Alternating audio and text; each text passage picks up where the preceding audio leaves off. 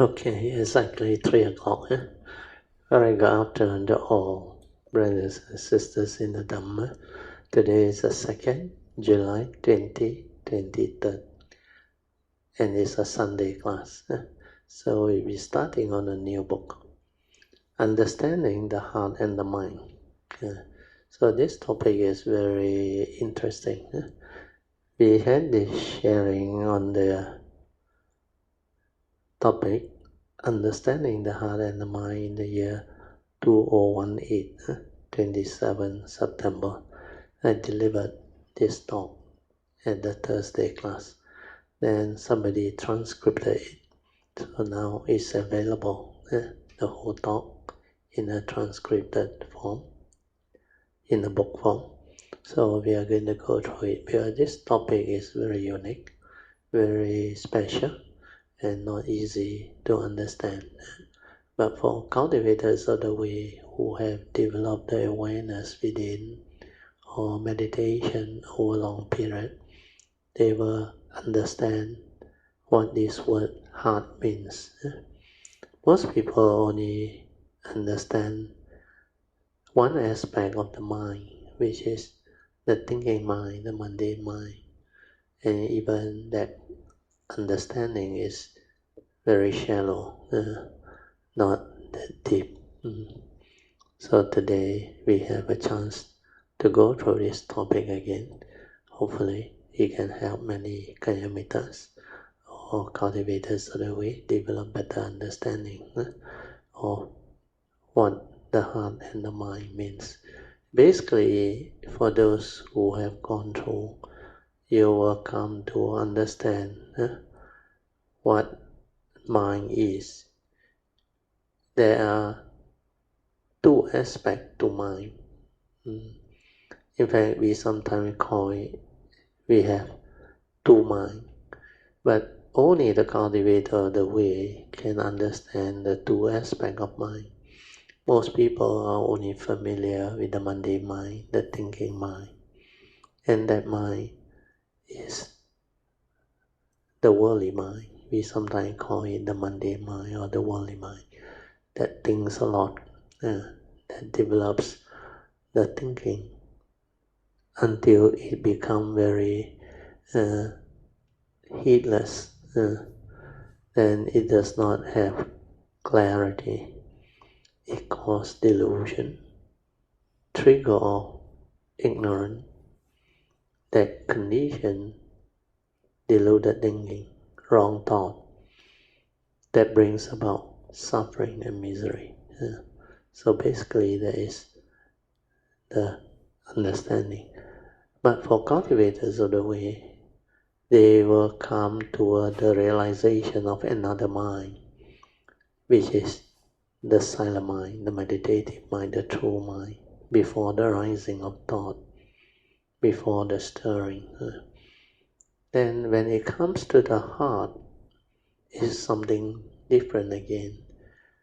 Why do people say the heart? And the Mandarin words sing point towards the two things. The physical heart is also called sing. The thinking mind, the mundane mind, and the true mind is also called sing. So the same word is used for these three entities. It's because the Mahayana, when they come out with this word, they understand what these words are. So this is the topic we are going to go into. Okay, as usual, we are now compose our mind, develop the faith, saddha, virya, and mindfully we will have the physical puja first. Namo 本师释迦牟尼佛。Namo 本师释迦牟尼佛。Namo 本师释迦牟尼佛。Namo 观世音菩萨。Namo 观世音菩萨。Namo 观世音菩萨。Namo 阿弥陀佛。Namo 阿弥陀佛。Namo 阿弥陀佛。Namo 弥勒佛。Namo 弥勒佛。Namo 弥勒佛。Namo Pushyen Pusa, Namo Pushyen Pusa, Namo Pushyen Pusa, Namo Di Sang Wang Pusa, Namo Di Sang Wang Pusa, Namo Di Sang Wang Pusa, Namo Pho Pusa, Namo Pho Pusa, Namo Pho Pusa. Arahang Sama Sambuddho Bhagava Buddhang Bhagavantang Abhivademi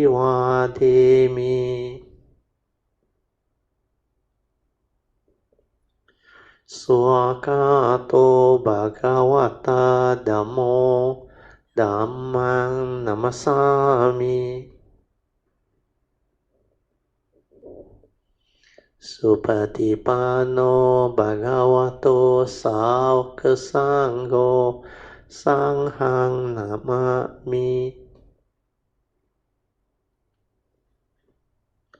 Namo Tassa Bhagavato Arahato Samma Sambuddhassa Namo Tassa Bhagavato Arahato Samma Sambuddhassa Namo Tassa Bhagavato Arahato Samma Sambuddhassa Buddhang Saranang Gacchami Dhammang Saranang Gacchami Sanghang Saranang Gacchami Dutiyampi Buddhang Saranang Gacchami Dutiyampi Dhammang Saranang Gacchami Dutiyampi Sanghang Saranang Gacchami Tatiyampi Buddhang Saranang Gacchami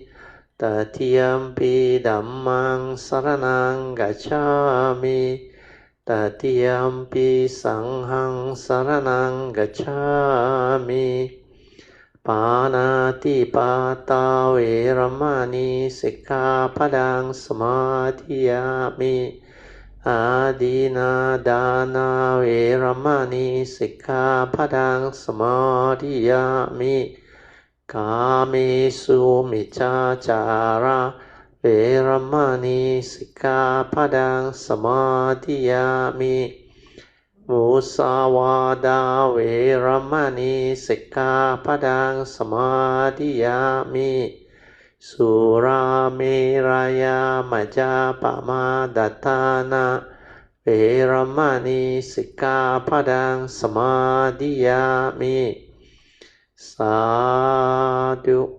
Sadhu Sadhu. Okay, let us pay respect to Puja. Buddhang Pujame.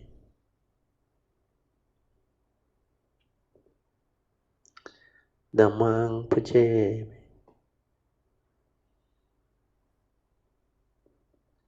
Sanghang Pujame. Invocation to the Devas. In this universe in their entirety, let the deities or Devas come here. Let them hear the good teachings of the King of Sages which gives heaven and release, Nibbana. This is the time to listen to the teaching. This is the time to listen to the teaching. This is the time to listen to the teaching. Samanta Chakawalisu Atra Gachantu Devata Saddhammang Munirajasa Sunantu Sakamokkadang Dhamma Savanan Kalo Ayang Padanta Dhamma Savanan Kalo Ayang Padanta Dhamma Savanan Kalo Ayang Padanta Namo Tassa Bhagavato Arahato Samma Sambuddhassa นะโมตัสสะภะคะวะโตอะระหะโตสัมมาสัมพุทธัสสะนะโมตัสสะภะคะวะโตอะระหะโตสัมมาสัมพุทธัสสะอิติปิโสภะคะวะอะระหังสัมมาสัมพุทโธวิจาจารณสัมปันโนสุขโตโลกวิโดอนุตตโรปุริสธัมมสารติสัทธาเทวมนุสสานังบุตโตภะคะวะติสวากาโตภะคะวะตาธัมโมสันติติโกอาคาลิโกเอหิปัสสิโกโอปานายิโก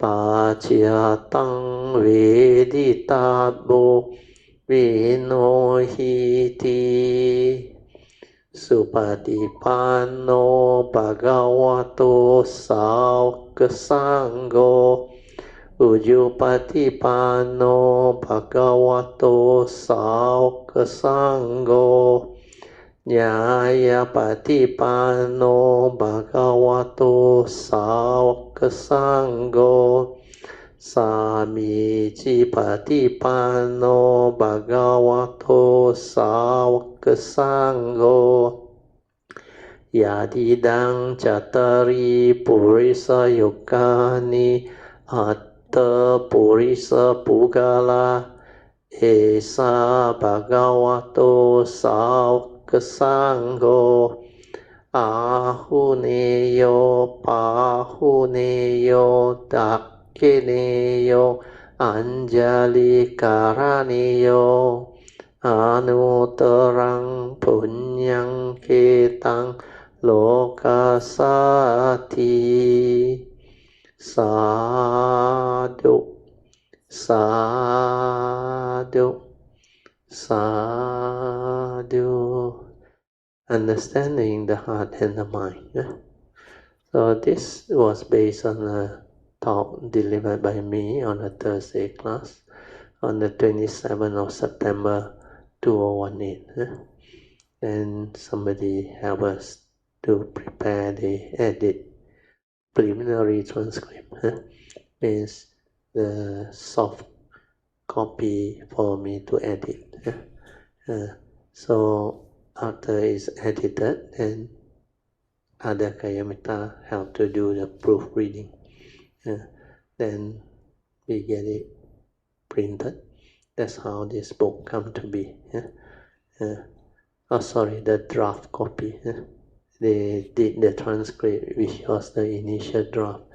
Then I have to go through because sometimes the transcript done may not be that accurate because some are not familiar with the terminology and the understanding of the words. So there are initially normally quite a bit of editing or correction need to be done. But later on, as people develop more understanding, I think most of the draft transcript are quite good. Okay, now we go to the preface. The content page first. So under the content, we have the preface. After I read through to you, then we have the acknowledgement page, where we acknowledge the contribution by all these people who has made this free distribution of Dhammadana possible. Then we start off with the Thursday meditation class. Then after that, we had our pre-puja and the meditation session. So meditation session is normally half an hour of awareness-based meditation. Then after the meditation finish, we will do the invocation to the Devas before we start the meditation reporting and Dhamma sharing. Yeah. Then after that, the proper discussion on that topic, understanding the heart and the mind. Then there are some subheading, the karmic force, consciousness, and the physical body. So these are the three conditions that the living being need to animate their physical body into a form and mind, into a being that is alive. Then the next topic is about the mind. Then followed by the highest security and the best protection. Then the two mind, we have the mundane mind and the true mind. Then what makes the world turn or move? Then there is a sharing by Sister Puja. Then the outline short note also was prepared. They are quite good. It's a summary. Okay, we go to the preface. A biodata first. For those who new or may not be familiar with me, I just read out to you the short biodata. Biodata of Brother Teo. Brother Teo graduated from the University of Malaya in civil engineering in the year 1979. He had been a spiritual practitioner and meditator since 1971. Since retirement from his engineering career in the year 2001, he has been sharing his understanding and experiences with those who are interested in their search for true happiness, peace, and liberation from birth and death, and from all mental suffering to become more virtuous, nobler, and wiser human beings. He gives talks and holds and conduct meditation classes, meditation retreats, and weekly Dhamma classes at various meditation centers, Buddhist society, and places that invited him. For more information on Brother Teo's Dhamma activity and his Kayamita groupings, please log on to his Dhamma website at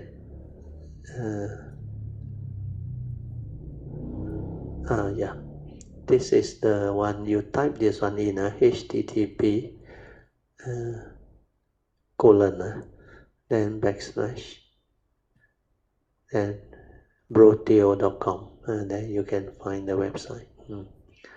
Okay, preface.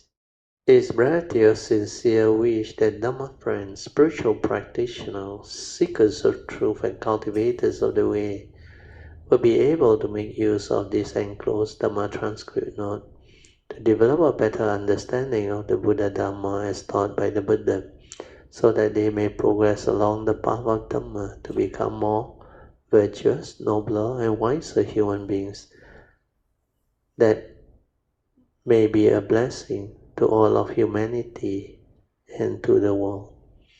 These notes were compiled based on a transcript of the recorded talk delivered by him on the 27th of September 2018, and the topic of the talk is Understanding the Heart and the Mind. In this edition, the text is aligned as closely as possible to the colloquial speeches as per the talk. However, some editorial amendments have been made to the text without distracting from the essence of the talk. With this, it is hoped that readers can accordingly adjust themselves to better understand the true meaning and intent of this transcript. A good way to do this is to listen to the audio file before reading these transcript notes. To listen to the recorded audio file, you can go to this website. It's listed there under repository of Dhamma material, or just Google Brotio Skayamita, a repository of Dhamma material, to view them or download it from the audio link. It's all there. Okay, acknowledgement. It is the donor's sincere intention that this Dhamma transcript notes be given free to those who are interested and have the condition and affinity to receive them. I would like to take this opportunity to thank and rejoice in the generosity and wholesomeness of all those Dhamma friends or communicators who have donated and helped in the transcription, editing, and publishing, etc. to make this free distribution of Dhammadana possible. Special thanks should be accorded to Sister Pamasuri, who has taken the initiative to develop the draft transcript for my subsequent editing, thereby enabling this Dhamma transcript book to be printed. By the power of all this wholesomeness, may all beings be well and happy, free from all mental and physical suffering and danger, and may there be love, peace, and joy deep within their hearts, and may it also pave the way for there to be causes and conditions for all Dhamma friends who have donated or helped out in one way or another to realize their good and noble wishes and aspirations as soon as possible, with metta always. Okay, now we go into the transcript proper. Thursday class dated 27 September 2018. So we normally start our class with a pre-puja, like what we have gone through just now. So this pre-puja offering and chanting of the Theravada tradition followed by the Maya tradition will be done. It commences at 8:10. Normally for us now it's 8 o'clock. We start. It includes the taking of the 3 refuges, renewal of the 5 precepts, etc. And for detail, of course, you can listen to the audio file. 3.2 meditation session. So normally we will start with half an hour of silent awareness-based meditation.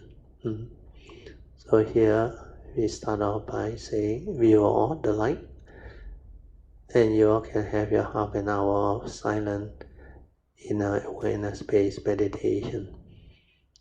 Then I will set the alarm now. So the instructions are very important. Do listen to the instruction and just do it. Just relax body and mind. Completely relax them. Relax means just let it be. Don't do anything. If the mind wants to think, let it think. If your body is in tension, has tightness or stress, just relax into it. Feel yourself soothingly relaxed and at ease. When you are at ease, your mind states are beautiful because the energy flows smoothly. When you are not relaxed, you are tense and there is tension and tightness everywhere. This leads to stress. When you have problems, when your mind states are not peaceful, it means you are not relaxed, not at ease, and your mind has problems, has issues. Hence, there is restlessness of mind, born of fear, worry, and anxiety. You have something disturbing you, but you are not aware. So all this, when you are sensitive, when you have developed your mindfulness or awareness, you can feel them. You can become very sensitive towards them. The slightest unhappiness or uneasiness within your own form and mind, you will come to know. That is why you cannot be like normal human being anymore. Becomes unhappy, angry, upset, fearful, and disturbed. no more. All these are the result of an untrained mind, the heedless mind. Before you have the mindfulness or awareness developed, you are not sensitive because your mind is constantly lost in thought, caught in the heedless thinking, and you become emotional very easily.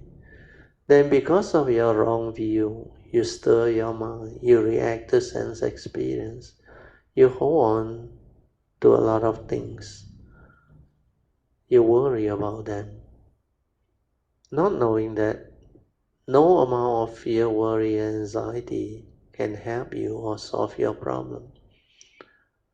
So why must you worry? Why do you fear and allow the anxiety to arise?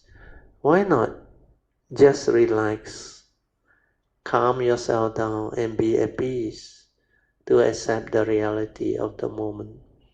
Try to understand what is happening. With a calm, peaceful and clear mind, you can look at them objectively and clearly. Then you can make better decisions to resolve them amicably. So meditation is the same. When you are relaxed, without any of these disturbances, the mental hindrances are not there. Then your spiritual faculties, if you have developed them, will take over, and your mind will become beautiful, calm, peaceful, and just aware.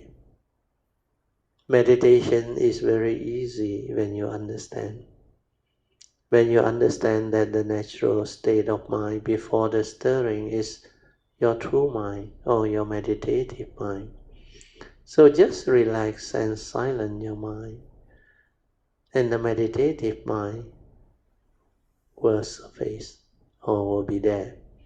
With this understanding, you just learn to relax and silence your mind through letting things be. When you are relaxed and silent, you are at peace. If thought comes, let it arise. It will finally slow down if you do not give it any more meaning. If you understand their characteristic, you will come to understand that thoughts come and go. They arise and they pass away because they are dependent originating. And without ignorance or avijja or self-delusion, there is no thinking, no sankhara activity, no craving. Because of avijja, there is sankhara activity. How do we overcome sankhara thinking? We have to root it out. To root out avijja, we must straighten our view after seeing things as they are. We must let things be and develop the silent mind to understand. When we understand, we are no longer deluded. We will not have avijja. That's how your mind becomes different. With right view, it will lead to right thought, right speech, right action, then right mindfulness, and all the appropriate Noble Eightfold Path factors, they will fall into place. All these are natural tendencies. And when you understand, you will know how to meditate. For those who really know how to meditate, you can continue. For those who still need to train your mind, you train it. If you need to decondition your heedless thinking, then just do it with the mind sweeping method.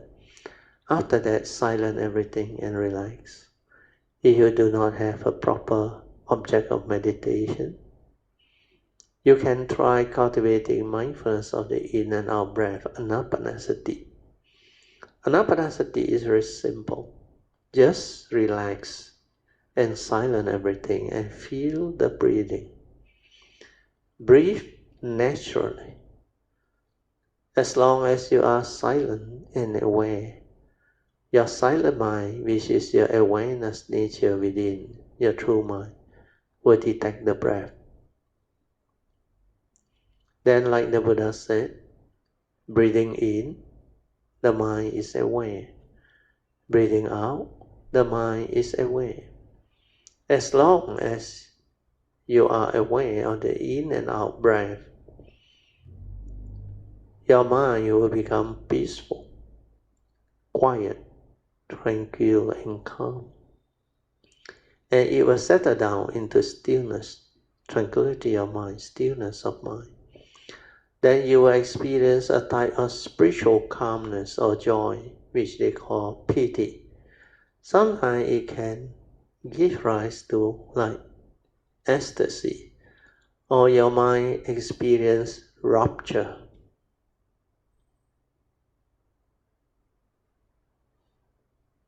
This is the calm state of mind.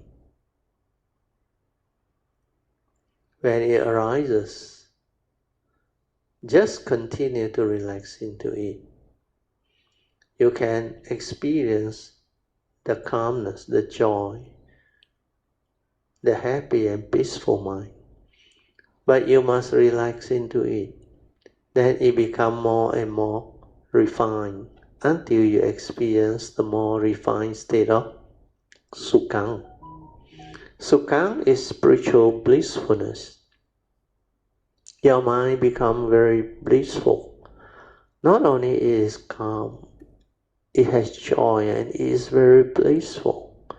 You continue to relax into it and remain silent within. From Sukhang, it will transform further and become very quiet and still until you hit Passaddhi. Passaddhi is the tranquility of mind, stillness of mind. It can only arise when all your mundane thinking or sankhara activity has stopped. There is hardly any mental movement. Then you will experience your true mind. The true mind is the silent mind, which is the tranquility of mind, stillness of mind. When the mind is not moving and in stillness, that is Passaddhi. And Passaddhi is an enlightenment factor. So, you are supposed to train and stabilize your mind to experience this state of Passaddhi. When you have realized Passaddhi, that is the beginning of Samadhi development. After Passaddhi, if you continue to relax and stabilize it, then continue to silence the mind, it will develop the stability to become Samadhi. If Sati and Samadhi develop while in the midst of life, your mind will be collected and unwavering. Then you can see things as they are, to develop the wisdom to awaken. From then on, you will keep on understanding and you will keep on straightening your views until you have less and less of these wrong views. That's how the like and dislike, the duality, the first two mental hindrances of sensual desire, ill will, gets weakened. Because when you have straightened your view, you do not react to sense experience like before, and you do not stir your mind anymore. When your mind is collected and unwavering, it can understand duality, thereby enabling you to see things as they are clearly. Then you can have the wisdom to let things be, and you can transcend duality. Then it will understand the conditioned world's nature's law. That is, things are just the way they are within the conditioned world. For everything is conditioned Dhamma. Or under the Diamond Sutta, there is this famous saying, 一切有为法. 有为法 is conditioned Dhamma. And they are dreamlike, an illusion, like a bubble and a shadow. In Mandarin is read as 如梦幻泡影, with no reality. After you have penetrated all this, you will realize and awaken you will understand very clearly the universal characteristics of impermanent, suffering state, and empty nature of existence, or the anatta nature of all phenomena. That is how wisdom comes to be. That is how one awakens and becomes enlightened. Then your meditation becomes different. Now I will let you meditate on your own. So when the 30 minutes is up, I will ring the bell. You can then slowly and mindfully come out of the meditation. So this is the typical awareness-based meditation session. Okay, now we move on. 3.2.1 Invocation to the Devas. This one, like just now, we have also done it. So that ting ting ting is the bell that I ring after the 30 minutes of awareness-based meditation. Then I said, for those who still wants to meditate, you can continue. For those who have enough, you can slowly, mindfully come out of meditation. Then turn to page 6 of the chanting book and we will chant the invocation of the Devas, which we have done earlier on. Then after that, pay respect to Puja to end the invocation. Okay, now we go into the meditation reporting and Dhamma sharing. So normally I will give instruction. You all can be seated, just relax body and mind and maintain some form of attention or attentiveness. Tonight, is there anyone who wants to report their meditation? We can start with meditation reporting before discussing the topic, the heart and the mind, as requested by Brother Suyan. I think Suyan texted me that question which somebody requested. They want to develop understanding of the mind and the heart. Then I asked, anybody? As usual, you all are shy. Either you have understood the topic or you all are shy. Okay, then we go into the actual sharing. So do listen attentively. Well, this sharing is very good. Understanding the heart and the mind, like before we start, I explain a little bit. You have to understand as a cultivator, what is the heart and what is the mind? These two, they are very close and very distinctly different. So as we all know, the heart is an organ within our human physical body. Then we have this mind that is capable of thinking, arising of consciousness, the aggregates of mind and all those things.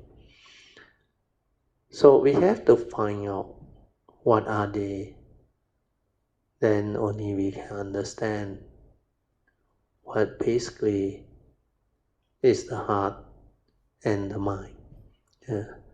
So as we all know, through a long period of observation, meditative training, we will come to know that the mind is always actively thinking, arising the various thought processes that leads to emotion, activity that trigger off mental stirring, reaction. Then our mind states, our emotion depend on how we think, the way we arise our thought. If we think the wrong thought, then it triggers all the negativity of fear, worry, anxiety, sorrow, and lamentation, etc. These are wrong thoughts. But if we have the right view, the right understanding to arise the right thought, then we develop wholesome mind states,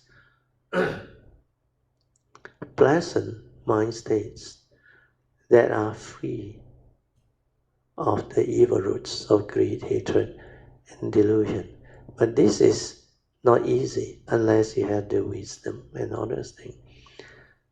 Then if you are aware, you have developed mindfulness throughout the day, then you will come to know all of your thinking or activity or thought process, they arise through your brain.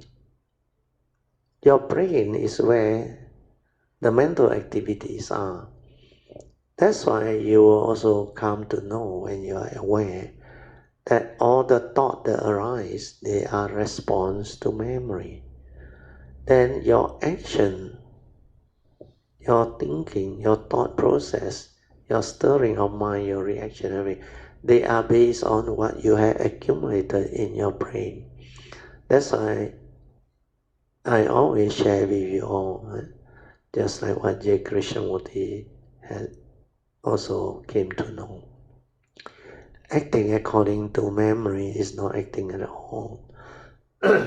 Because all action born of memory, which are your accumulated thought process or accumulated experiences, wholesome and unwholesome, good and bad. And this memory, you accumulate all the psychological memory, especially the negative one. The fear, the phobia, the insecurity, the sorrow, the lamentation, the unhappiness, the deep resentment, and all of the what they call scars of memory that we have experienced and gone through. And these are the ones that trigger wrong thought, severe, depressive thought that can condition living being into severe negative mental states and lead to a lot of fear, worry, anxiety, stress, insomnia, depression, insecurity, everything. And it can paralyze your immune system because these are the ones that trigger the negative energy, especially fear, worry, anxiety, phobia.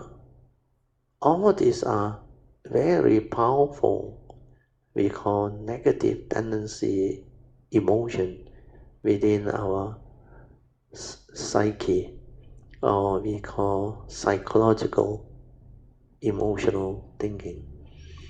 And without wisdom, without understanding, this will engulf us and make the living being miserable, cause a lot of suffering, affliction, misery. Then what else do we accumulate apart from these psychological memories, which are very negative? You also accumulate a lot of views, opinion, conditioning, belief system. The duality means your preference, your craving, your desire, your like and dislike. That's why you label them as pleasant and unpleasant experience. And these are all mental states that are very negative. The Buddha called it hindrance of mind. It hinders your mind from experiencing the inner peace, inner calmness, and inner awareness to realize your true mind. Because the moment you have like and dislike, pleasant and unpleasant sense experience, these are mental hindrance. They will hinder your mind from experiencing the silent mind, the true mind, the inner peace, the inner awareness. And this is why most people cannot meditate. So when you understand this, then you will become different. You will not allow the mind to behave that way. You will straighten your view. You will not be deluded and deceived by it. And the worst is, through heedlessness, without mindfulness and awareness, We fail. Most people, before they meditate and develop the understanding, they fail to comprehend what is going on. And they become like more and more entangled with the mental activity, Sankarasanya movement that trigger their suffering and misery. They are caught in the entanglement of thinking or thought process. So all this is what acting according to memory is what about. When you act according to memory, you cannot come out of the delusion that trap you within. So how should we act? We should act with understanding, with wisdom. Then how do we develop that? That's why you must train your mind, develop the meditative understanding. And to develop the meditative understanding, which is wisdom to reverse all this, is to silence your mind completely, to see clearly how you function as a human being, how you stir your mind, how the mind functions following the law of dependent origination, paticca samuppanna, the 12 link, everything. Then when you are able to be in a state of awareness, you can come to understand how you stir your mind and get yourself into all those entanglement, suffering, misery. Then you ask yourself, is there another way to understand life, to live life, so that you won't get yourself entangled anymore, so that delusion no more. You can liberate your mind to free. So all this is part and parcel of meditation. So the silent inner awareness or mindfulness meditation is to allow you to have the energy, the sensitivity to see all this, to awaken to all this. Then from there, you can insight into phenomena. You can see things as they are. You can realize the truth. Then you will come to the understanding. Everything is condition arising, causal phenomena, and they are dependent originating, condition arising phenomena, no reality. That's why they have these characteristics of impermanent. You attach and cling, and one thing's your way, you suffer. Because all this, they follow nature's law. The law of karma, the law of mind, the law of truth. And if all this is already defined within the reality of our conditioned world, if you want in your way which is not part of nature's condition, then it can never arise. Then you will suffer. Yeah. So suffering will be the outcome when you cling, grasp, and hold on to things, wanting it to be otherwise, instead of realizing the nature's law that governs life and existence and be at peace with what happened. Yeah, everything is just the way it is. Condition like that, things will be like that. Living beings are just the way they are. Deluded one do deluded thing.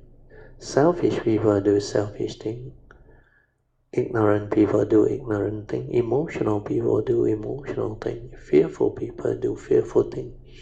They are just the way they are. So when you understand this, you can be at peace with whatever that arises, whether it's a person or a circumstances or condition within nature.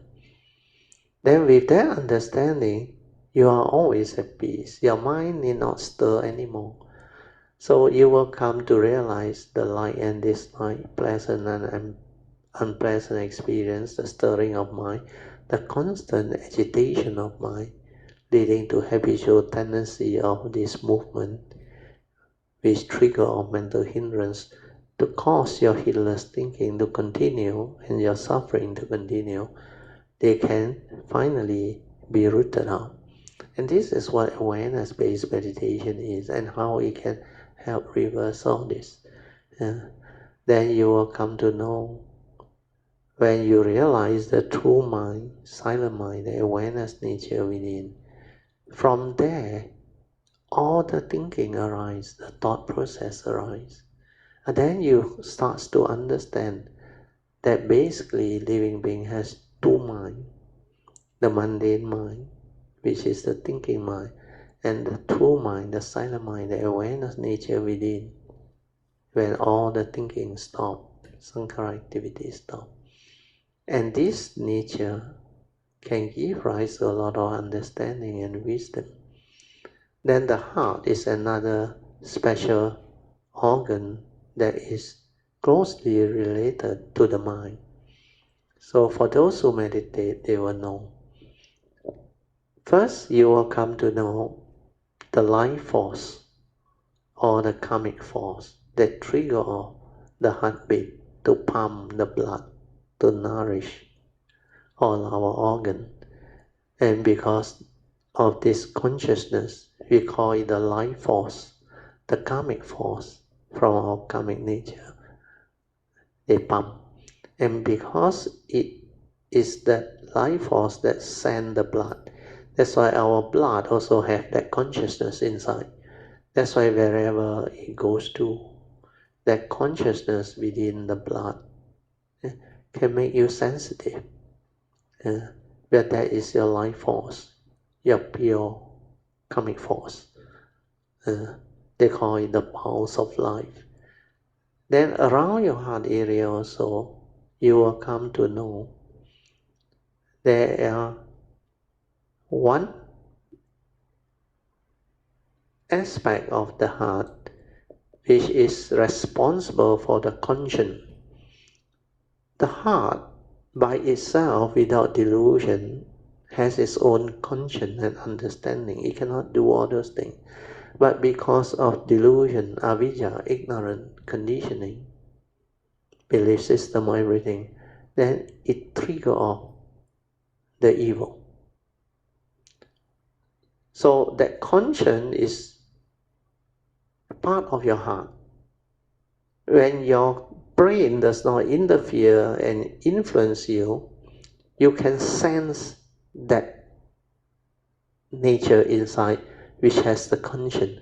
That's why when you are living life, when you go around places, especially you want to buy a property or what, when you go in without any discrimination or whatever, let's say you haven't heard of that place got anything, you just go in. Then before your thinking come in, that nature will sense, it will know whether that place is suitable, conducive or not. If it's not conducive, you also know. So that part is your nature. It will be sensitive, it feel, then it detect. Then when it detect, it trigger off your thinking. That's why your fear, your worry. Or sometimes you go in, you feel very good, that place. Means appropriate, favorable for you. And sometimes when you want to do something which your mind, through cunningness or mischief, want you to do, but the conscience suddenly come out and tell you this is not correct. Like there are two parts of you inside there. It's not two parts. It's that conscience is also there. Then when you have fear or emotion or what, at the center of your heart area, the emotion become very intense. That's why when you experience suffering and misery, your heart ache. And that is the emotional center. So all this, as a cultivator, you will come to understand.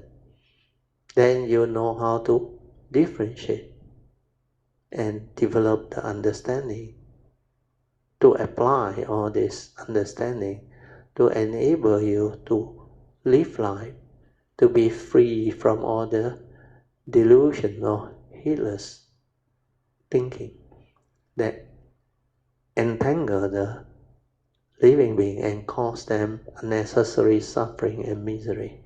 Okay, so this is the introduction. Now I go into the book. Then hopefully by now you can understand. So I ask, did you all receive the question? Then I think inside the question they draw something that is about the heart and the mind, I think like our cover page. What are the two keywords? Yes, the heart and the mind. So these are the two keywords. Then according to the person, I think that sent the question, he said, it says the distance is only about 14 inches apart. From your heart to your brain, it's about 14 inches apart. But it is as if it is the greatest distance in the world. The two are so completely different.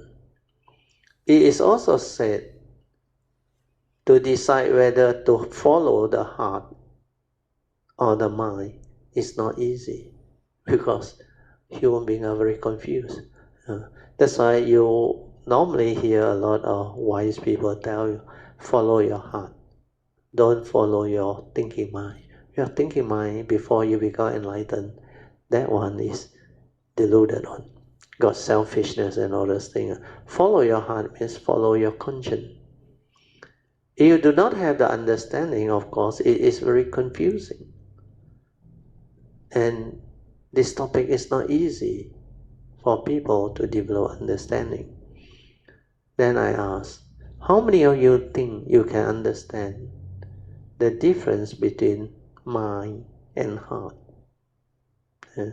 That's why this one you have to go in, inquire. You have to understand these two terms. When people mention heart, what do they mean? Heart and mind. This topic is not easy. The mind to the heart means from that brain down to the heart is the most difficult to comprehend. But it looks as if there is condition tonight for me to teach or share this. That's why that day was very unique.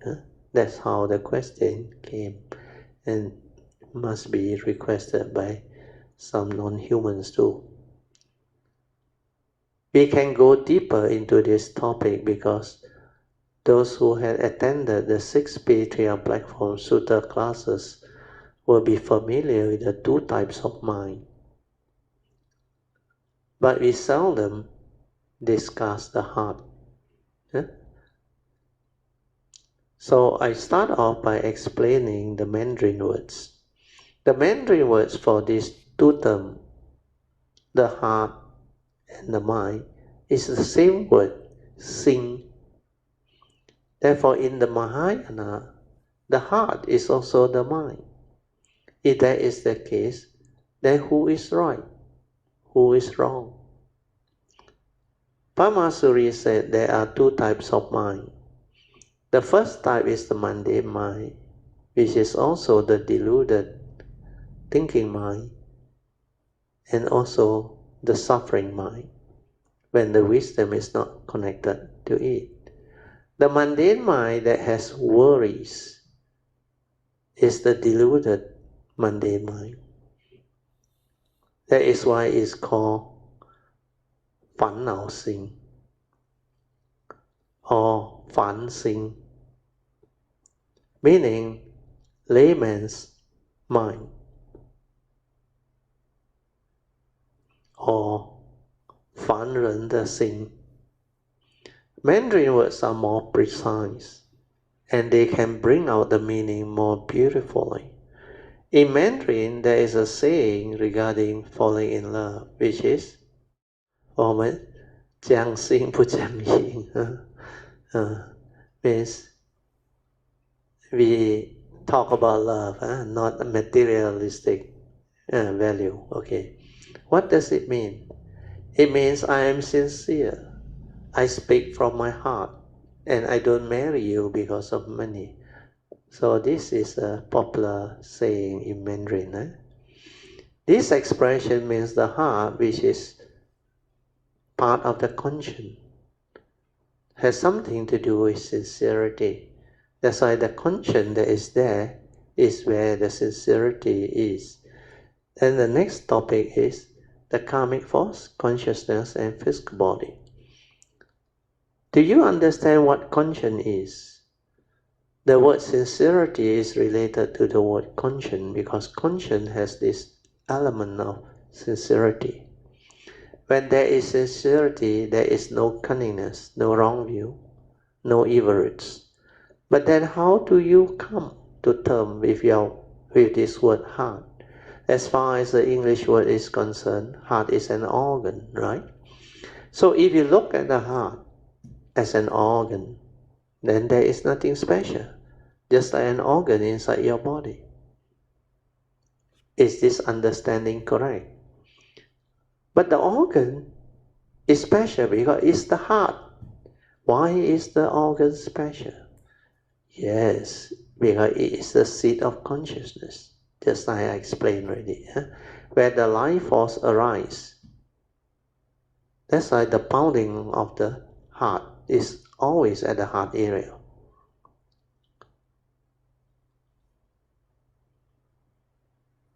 Then I say, very good and not bad. We have somebody answer it, I think. The life force gives rise to the powers of life. Without the heart to pump, there is no life. This life force comes from our karmic nature. And we sometimes call it the supportive karmic force. Do you know what this powers of life or karmic force is? It's the entity that pumps your heart and gives you the powers of life. Your powers of life sends the blood to your organ to nourish your entire physical body, including the brain. The more important aspect of this heart is, it is the organ where the life force resides, means the seat of consciousness. That's why the heart as an organ is very unique.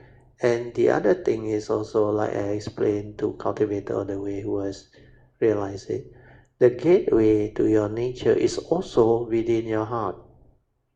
That's why the heart is a very unique part. And once your heart stops beating, your life force gone, they say technically you are dead. Yeah, you are dead. That's why your heart must not stop. Sometimes they keep it going through artificial pumps and all those things. Yeah. What you have learned so far has its meaning now. In the past, you only know the words but not their meanings.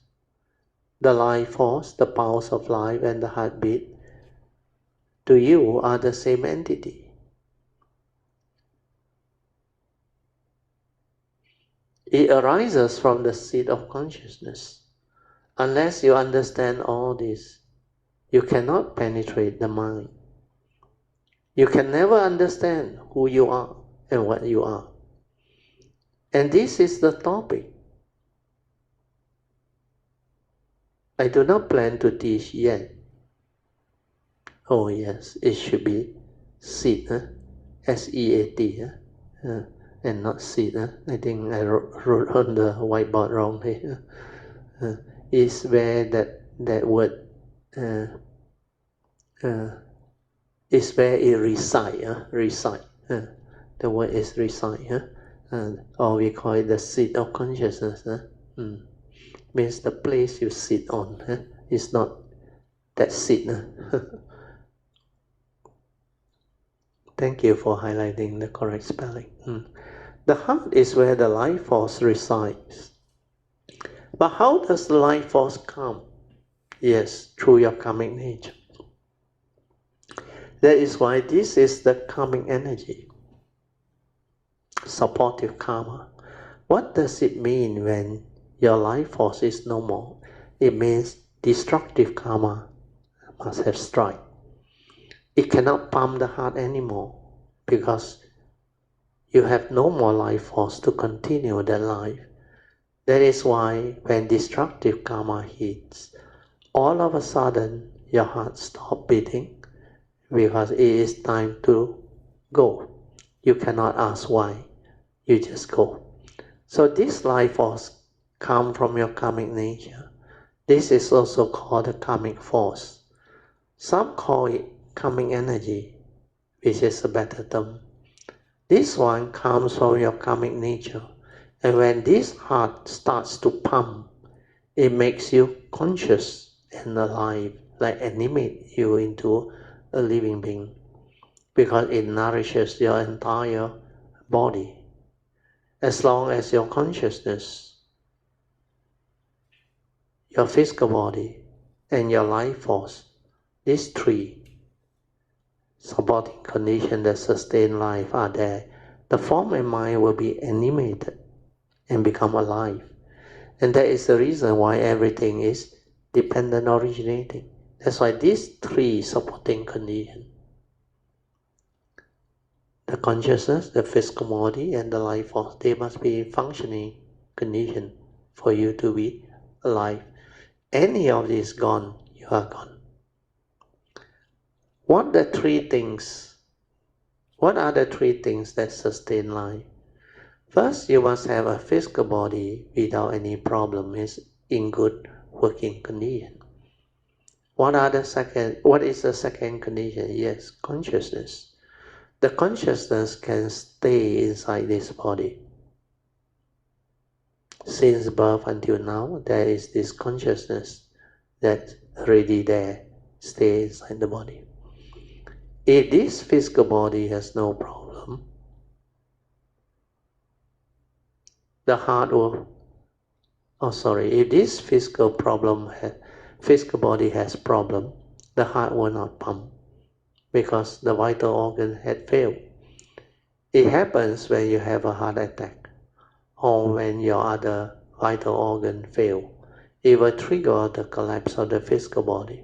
So when this one collapses, let's say your spinal cord snap or any other critical organ is damaged, then this consciousness cannot stay inside. Do you know why?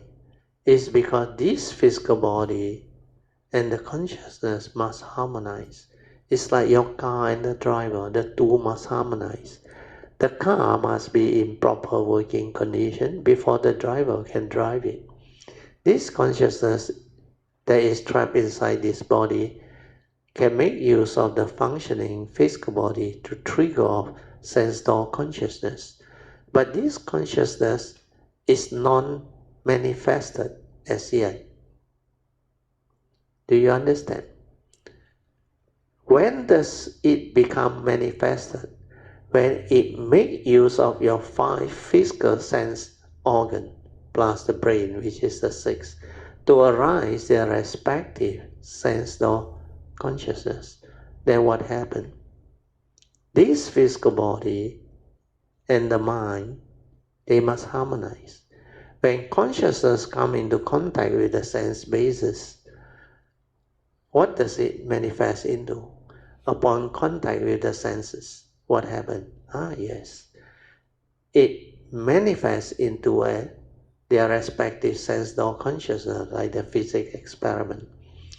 That is how it manifests to give rise to seeing consciousness, hearing consciousness, smell, taste, tactile, and thought consciousness. But when the various consciousnesses arise, you think they are all different, right? There is a common denominator, and the common denominator is this so-called consciousness, which is the mind. This consciousness is common to all. Without consciousness, there is no power source or energy, which is similar to the battery in the physics experiment analogy. Do you remember the physics experiment? If this is the light bulb, what will happen upon contact? The light bulbs will light up and you become conscious, right? So what is the function of this battery? This is the power source. This consciousness is what your power bank is. Without this, it cannot trigger off the manifested light.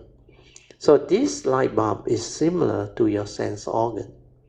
The moment the energy comes in, you become conscious of what you see, what you hear, and what you smell, what you tactily feel and think.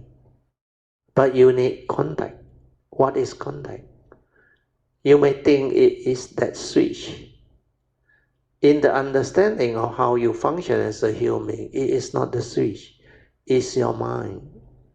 Your mind moves to that organ and create contact.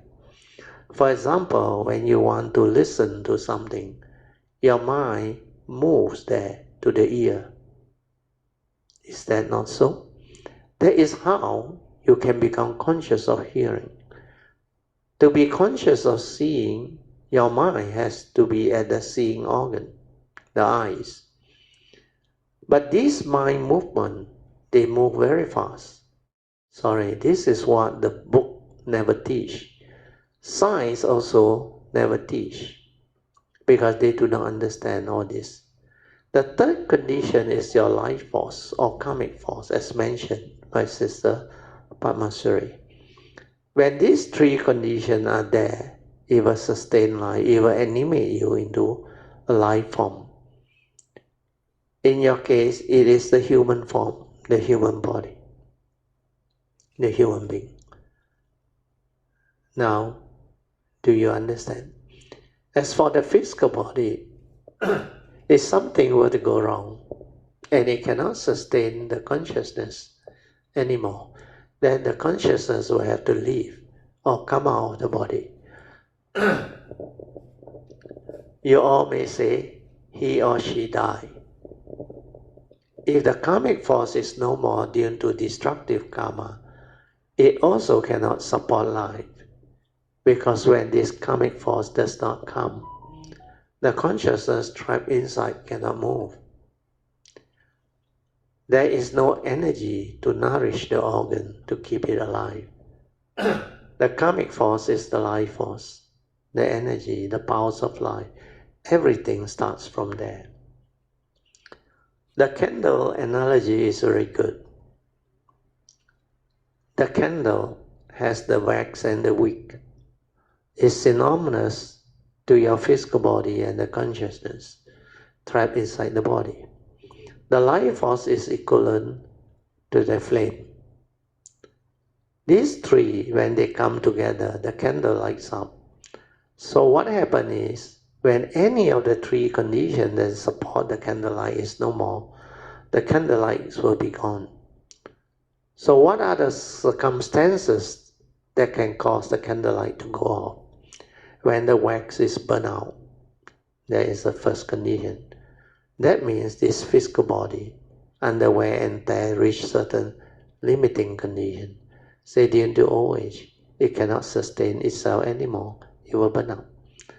When it comes to the wick, it is the same. Let us say, when there is a defective wick, the wax may not burn out, because halfway through, when the wick has problem, the burning becomes like incomplete combustion, then the flame will be gone too. So sometimes all these three conditions are also present, but suddenly an external factor comes, like the wind, comes along and the candlelight is gone, blown off. It's as if the life force is no more. This can be the karmic force or external force, the heat. So these are the three conditions that sustain life. And you are what you are because of all this activity and movement. But because you lack mindfulness, you could not be sensitive enough to understand all this movement. So when you are not able to understand all this, you are not able to function properly because you lack right view, right understanding, and the wisdom to understand all this. We can make use of this wisdom to live our life with understanding. That is the reason why the way you live your life is very important. If you want to have proper health, then develop proper lifestyle. To do that, you must understand your consciousness, your life force, and you must also take care of your physical body via proper diet and exercise. Then the next one is the mind. Coming back to the mind, it has a lot to do with the brain, right? Because without the brain, there is no mind consciousness.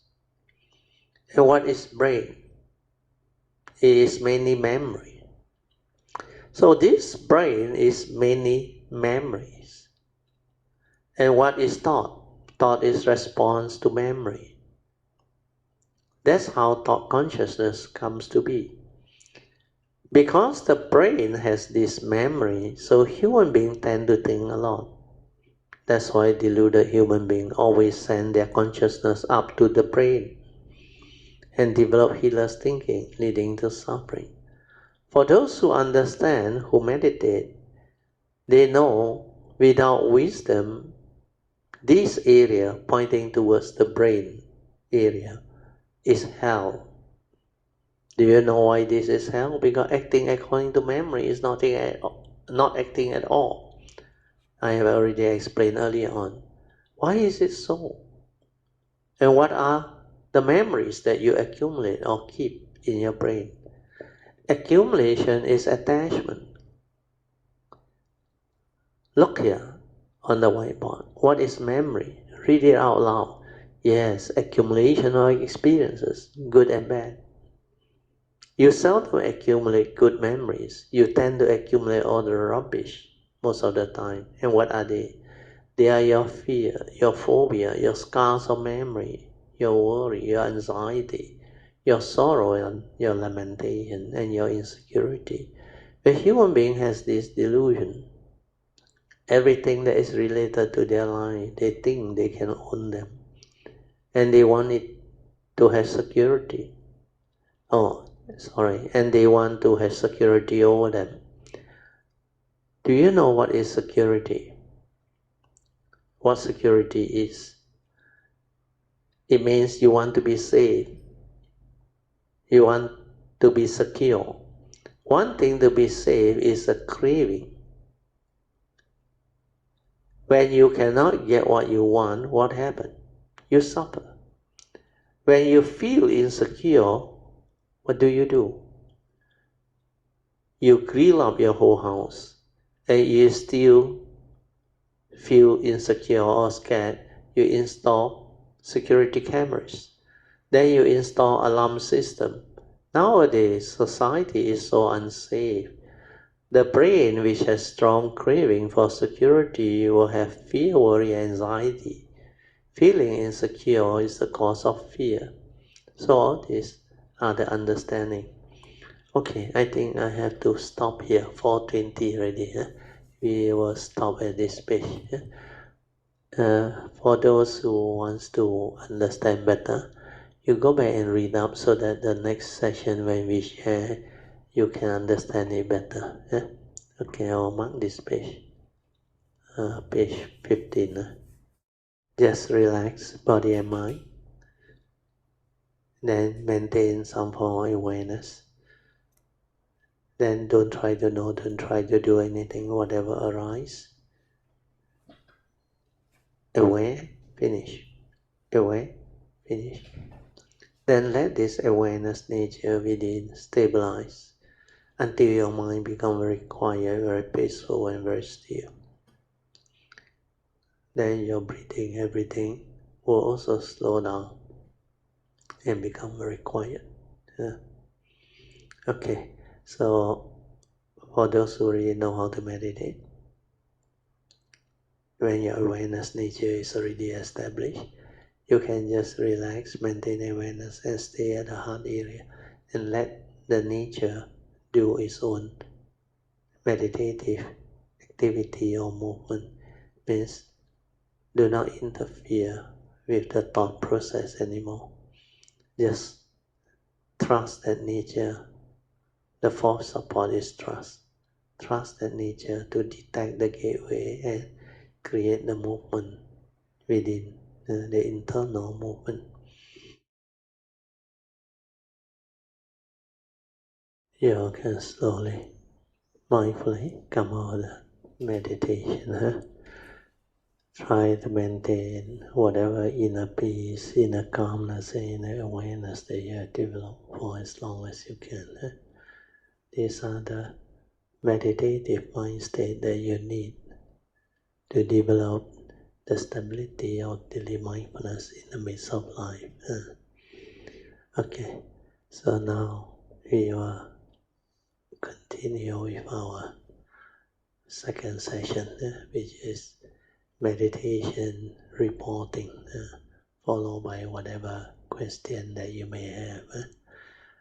The question you can ask me can be regarding the meditation or whatever that is related to the Buddha Dhamma teaching as taught by the Buddha, and also question regarding how to apply what we have learned from our sharing of the Buddha Dhamma to enable us to help people understand life and overcome their life problem.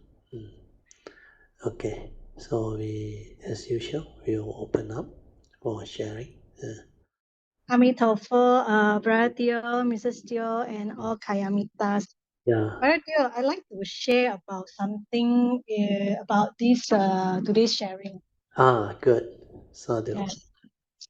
Brother Teo, because I know a lot of people do Anapanasati.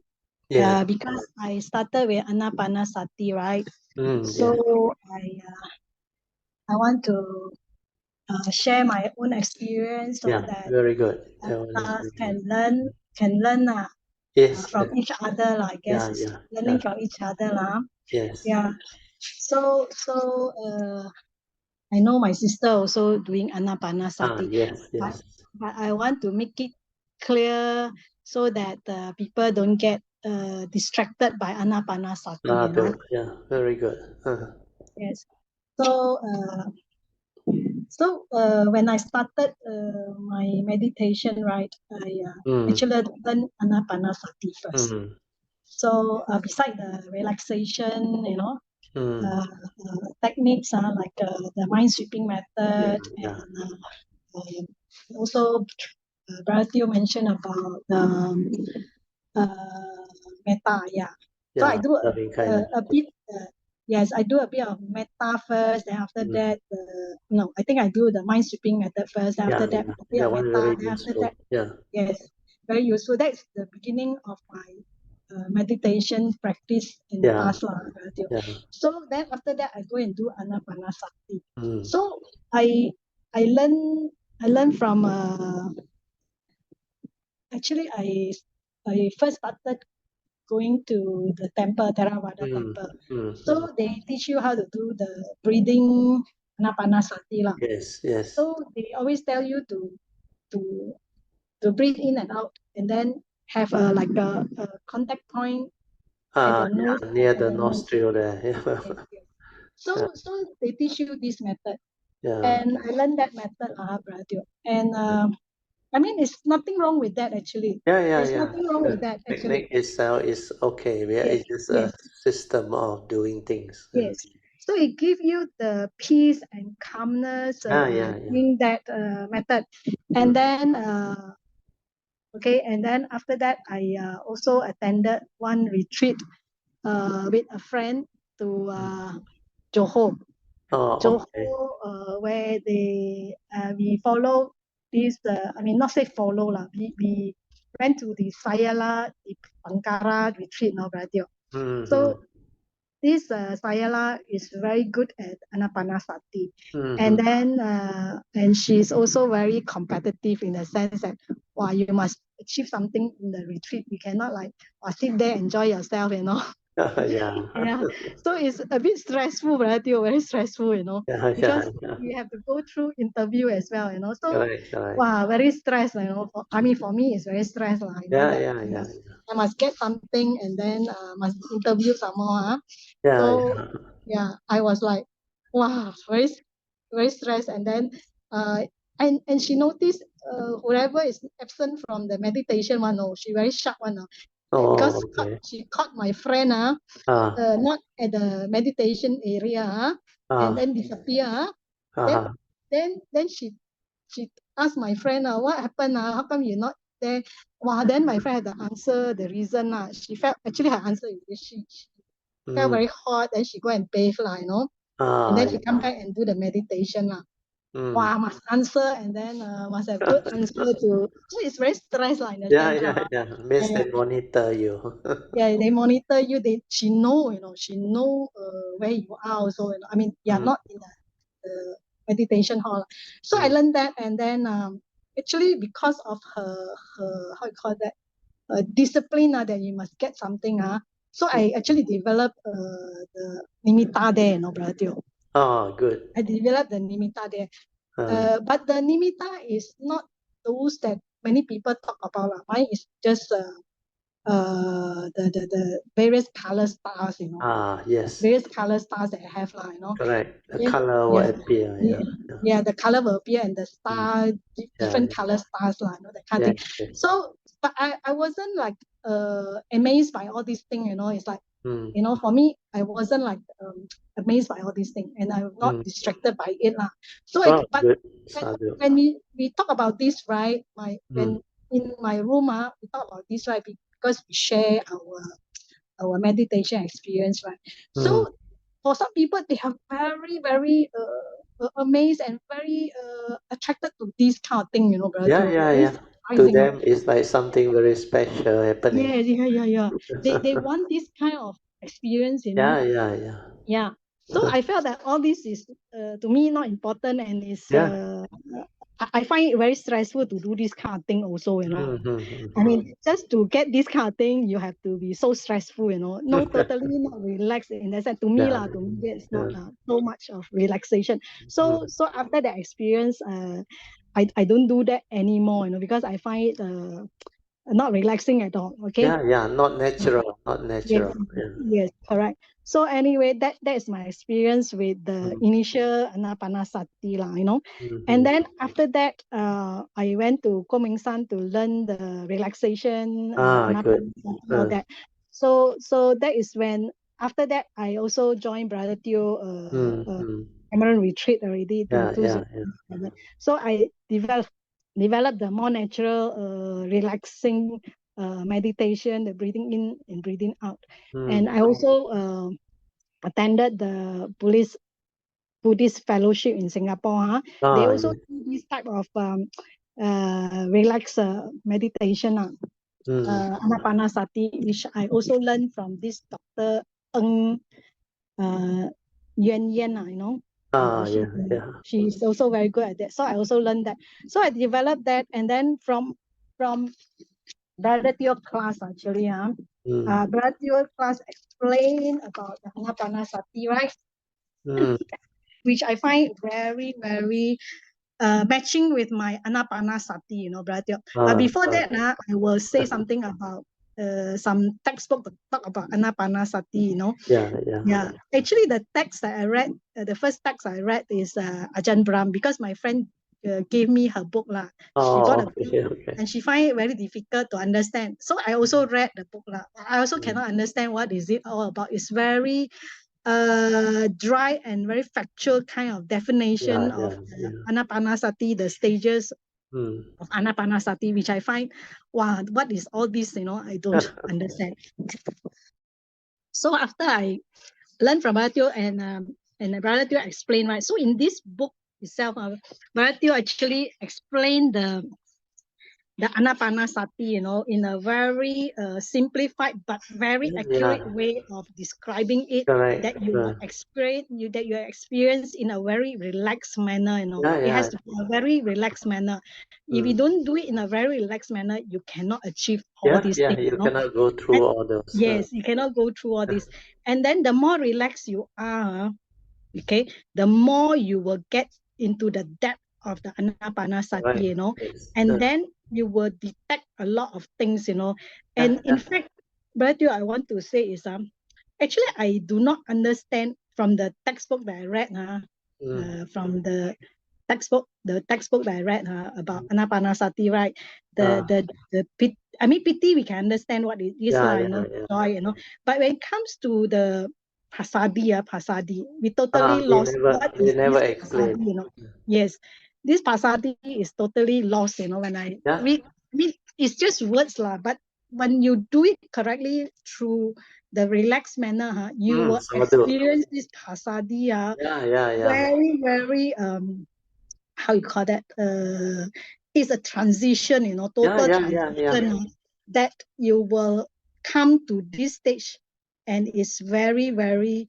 I use the word very amazing to me. Very amazing. Because people seldom have the ability to realize that because their mind cannot reach that stage of tranquility and stillness where there is no thought. They can't. A lot of people, they go into absorption or one-pointed concentration. They cannot reach passaddhi because they use the object of meditation or anapanasati as an object of meditation to fix it. They are not doing mindfulness. This one, you must do mindfulness until the anapanasati, the breathing becomes so subtle until finally no more breathing.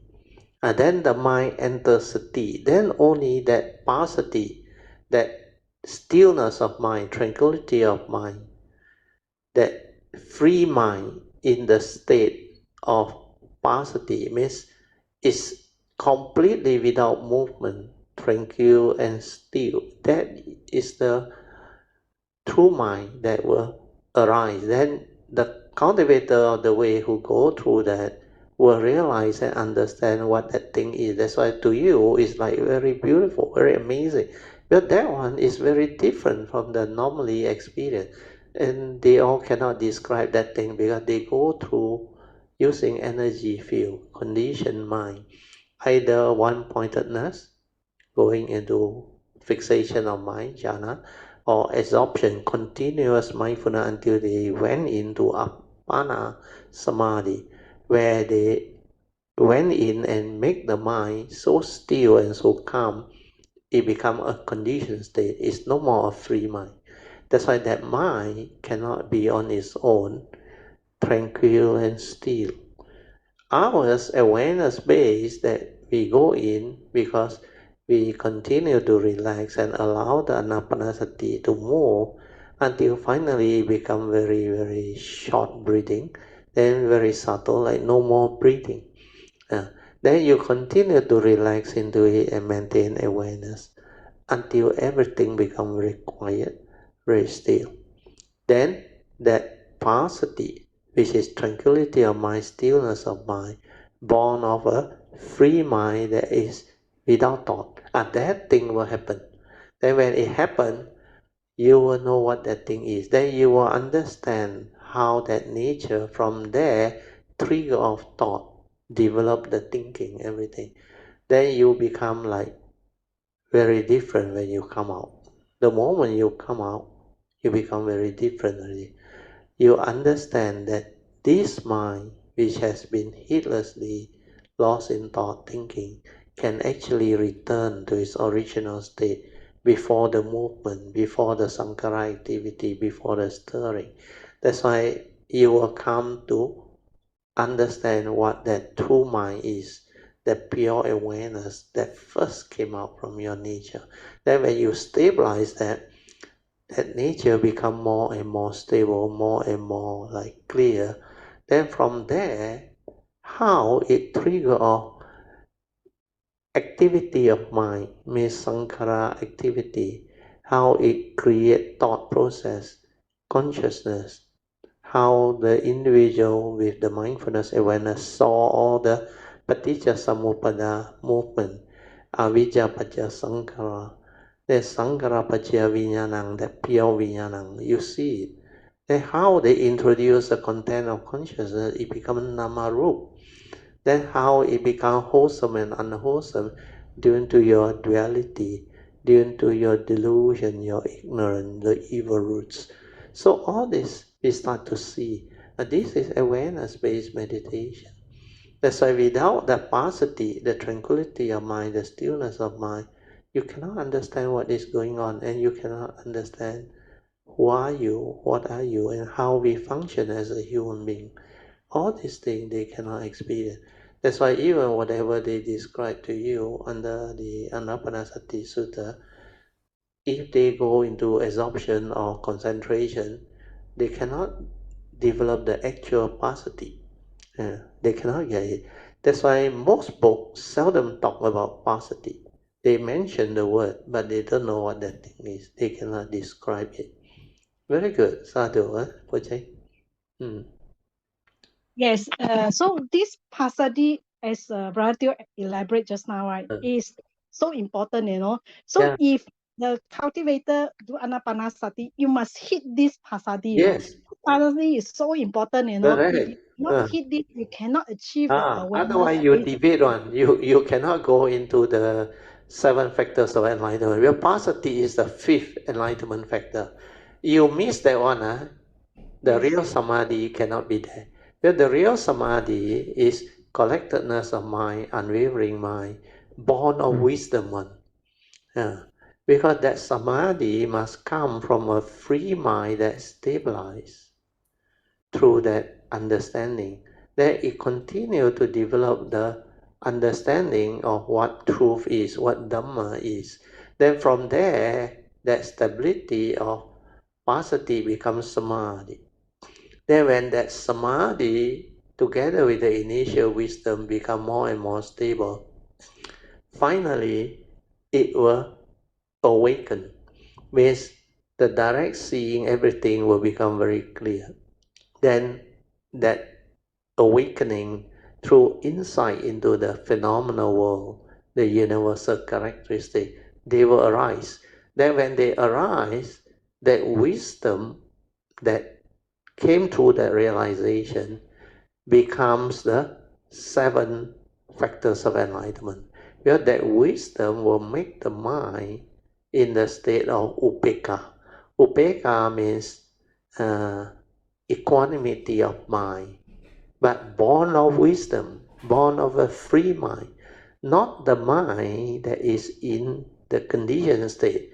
Means that samadhi that they do is born of very strong concentration, means apana samadhi, born of either one-pointedness meditation, means ekagata, one-pointedness using object of meditation, or continuous mindfulness, they call it absorption meditation, until their mind absorb into it and become over concentrated, means it become a conditioned mind.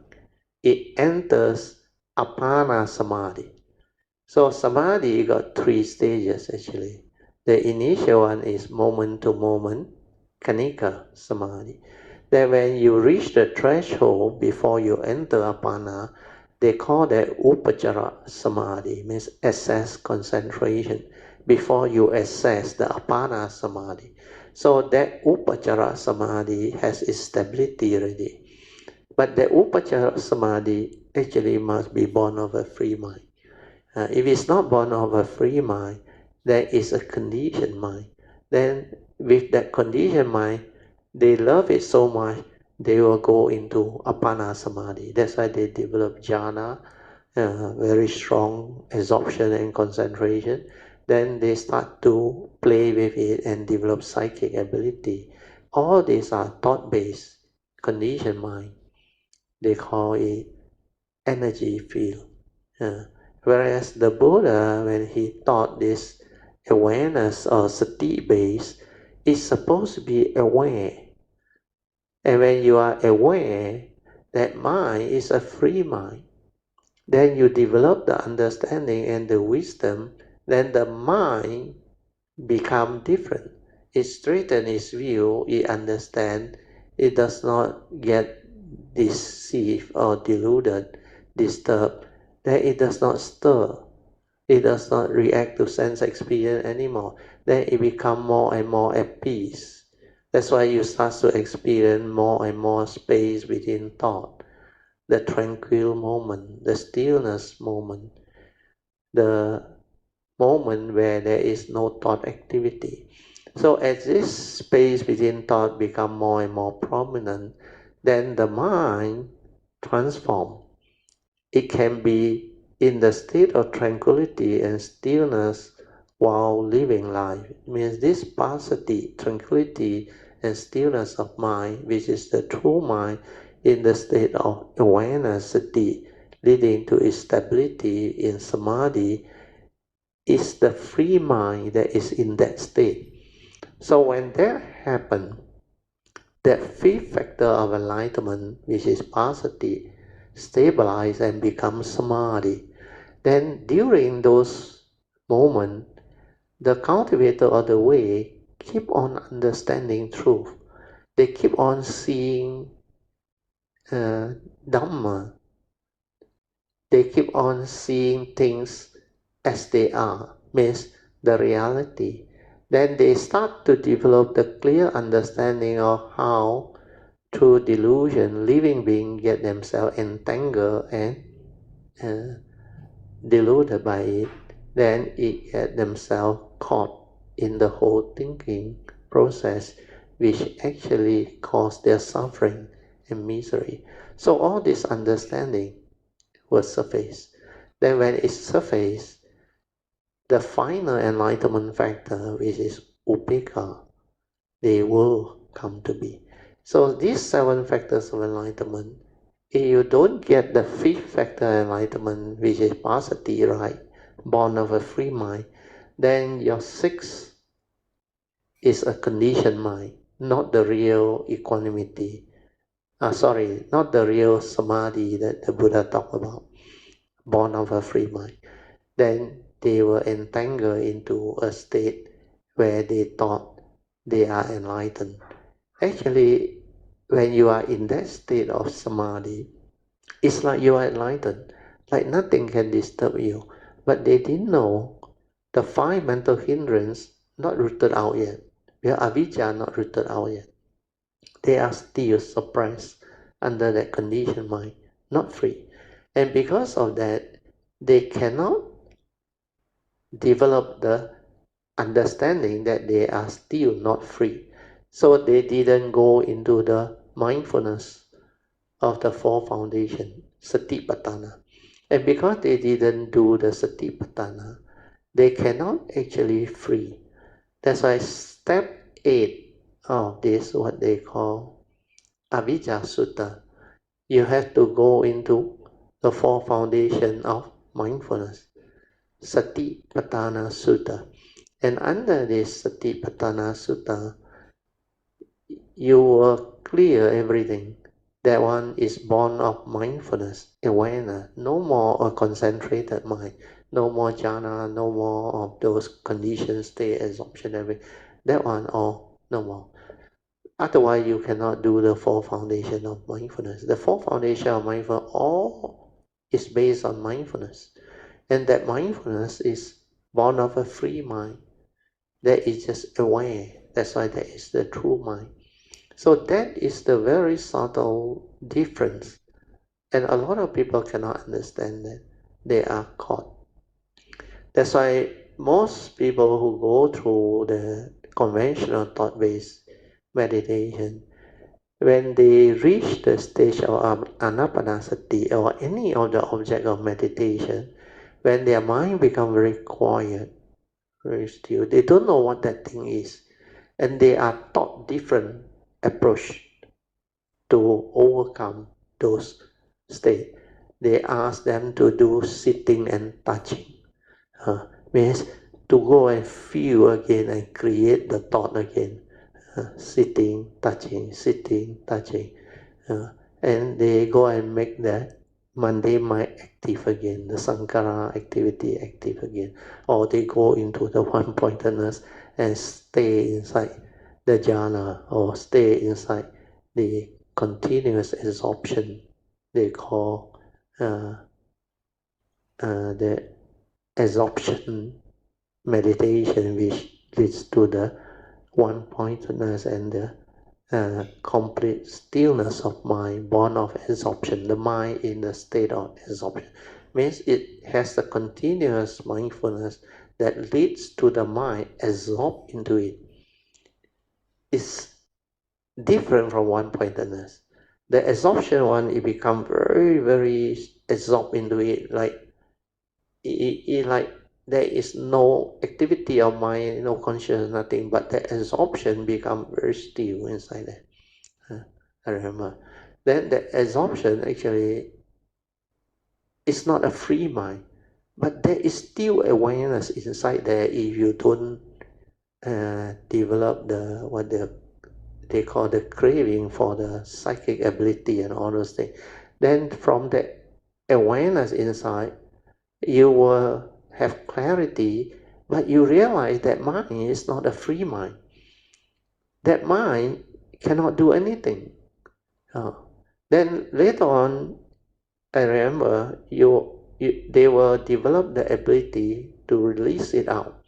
When I start to release it out, I start to understand that mind that is in the absorption or one-pointedness state is a conditioned mind. Means the mental hindrance are still suppressed down there, not rooted out yet. It's not born of wisdom, born of the four foundation of mindfulness. The fourth foundation of mindfulness, you have to reach the fourth foundation, means mindfulness of Dhamma, or they call it Dhamma Nupassana. So the first category of Dhamma that you need to be mindful of is the five mental hindrance. There, you will start to understand that these mental hindrance, they are not intrinsic to your mind. They are dependent originating, condition arising, causal phenomena. That's why you will see that. Then you will know how the unarisen mental hindrance come to be through mindfulness. Then you will also come to know how the arisen mental hindrance cease to be, also through mindfulness, by not doing anything.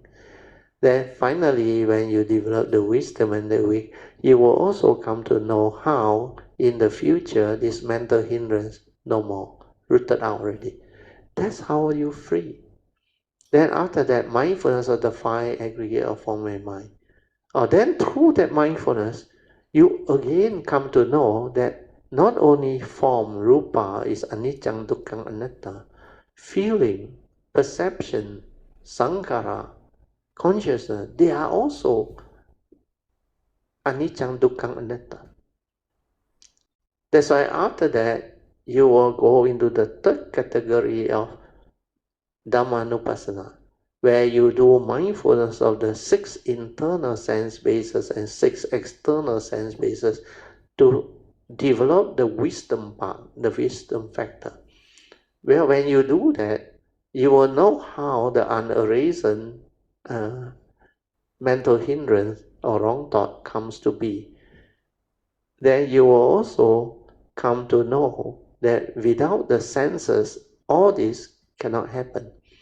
So you need the senses to trigger off the stirring of the mind, the reaction of the mind. Then when you saw all those things, then you will come to realize that these are all dependent originating, condition arising, causal phenomena, not intrinsic to our true mind. Then you will know how to relax into it, maintain awareness, and let it cease. Then when you feel it ceasing, then you will come to know how the unarisen mental hindrance come to be through the third way of meditation, where the Buddha say, trace the origination factor. How anger come to be, how fear come to be, how anger, hatred, delusion, greed, selfishness, how they come to be. Then through this understanding, you know they are non-intrinsic, they arise because of your wrong view, and you stir and react to your wrong view, sakkayaditthi, the self-delusion, and avidya. From there, you develop the wisdom. Then, like the sutta say, after that, retrospectively, you can reverse all this. Means we are straightening your view. We are what I have taught you all. The world is the world. People are just the way they are. Then once you are able to do that, your 7 factors of enlightenment, they will keep on arising. That's why the 4th category of Dhammanupassana is to develop mindfulness of the 7 factors of enlightenment. And this 7 factor of enlightenment is the one that I share with you just now in the Anapanasati, until you reach the tranquil state, the free mind in the state of tranquility, stillness, the pasati. So mindfulness of the 7 factors of enlightenment, you will experience them. Of course, initially it's sati, which you have already. Then Dhamma Vichaya, Dhamma investigation, because you reflect, you contemplate, you also investigate. You saw all those. So you will be mindful of all these activity. Sati, Dhamma Vichaya. Then from there, your virya, how they arise, you also understand. Then when virya arises, the mind actually settle down. Because the cultivation of sati will receive that they call it the spiritual zeal or tenacity to go this way. Then you will be very diligent. Then you cultivate diligently, your sati develop and become different. It experiences the first spiritual calmness or joy. They call it piti. That's why piti is the 4th enlightenment factor. Then from piti to pasati, you have to go through sukhang. And that is the one that trapped them. It becomes so blissful, then they deviate and they go into a conditioned state, one-pointedness or absorption meditation, energy field. That's where they actually fail to realize pasati. So from piti, they tend to go into sukhang, that blissfulness of mind. Then after that, they go into all the energy field, the one-pointedness as well. That's why they miss that pasati. Once you miss that pasati, the mindfulness of the 7 factors of enlightenment, they cannot do it. They cannot develop the understanding of it. Then after that, the last category is mindfulness of the Four Noble Truths is 3 turning. So without pasati, you cannot do the 4 foundation of mindfulness, the last cultivation. Means the 5th category of practice of Dhammanupassana, which is mindfulness of the Four Noble Truths and its 3 turning. So all these are related, connected. So sadhu to you, Poh Cheng, for bringing about the condition for me to share this part, which I previously didn't connect this way. The sapacity is very important. You are right. Yeah, Poh Cheng, now you can continue. Sorry for taking up quite a bit of your time. No, radio is very, very beautiful that you connect everything so that all of us is very clear about this, Yeah, the if cultivation. Not, yes. If not, I mean, we will like, at least for those people who do a lot of absorption, continuous mindfulness, yeah, they they will cannot get understand what lost. I They will share get lost. today. Yes, they will They get cannot lost, understand. But with the explanation by Brother Teo, it will help them to correct Definitely. their Provided cultivation. You see. they listen attentively, because most of them they will find that one is not interesting. Theirs is more interesting. That one got energy field, got special ability, or they see things, a lot of very magical thing. Whereas the one that I share, it just continue to relax until the mind become very subtle. Then mind enters sati, but they cannot understand what is mind enters sati. But they don't have a chance to be even in that state. Well, ours is awareness-based meditation. So they have the habitual tendency of focusing, concentrating, and going into absorption. That is the one that actually caused their deviation.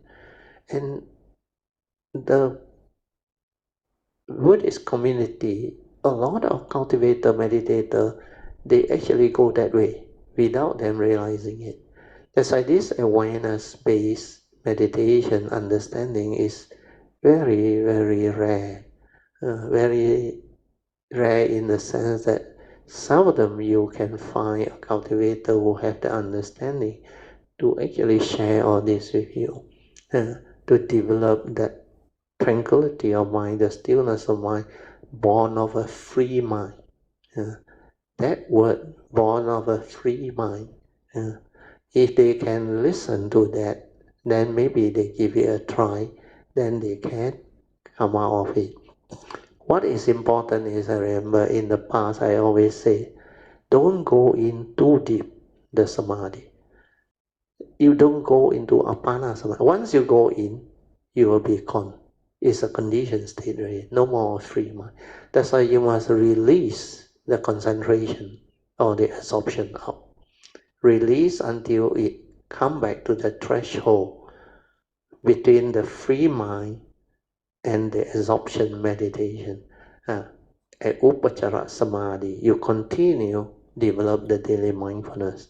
You continue to relax into it and develop the ability to realize that silent mind, that free mind, that tranquility of mind, that stillness of mind. Realize that. Otherwise, because that one very difficult to realize on.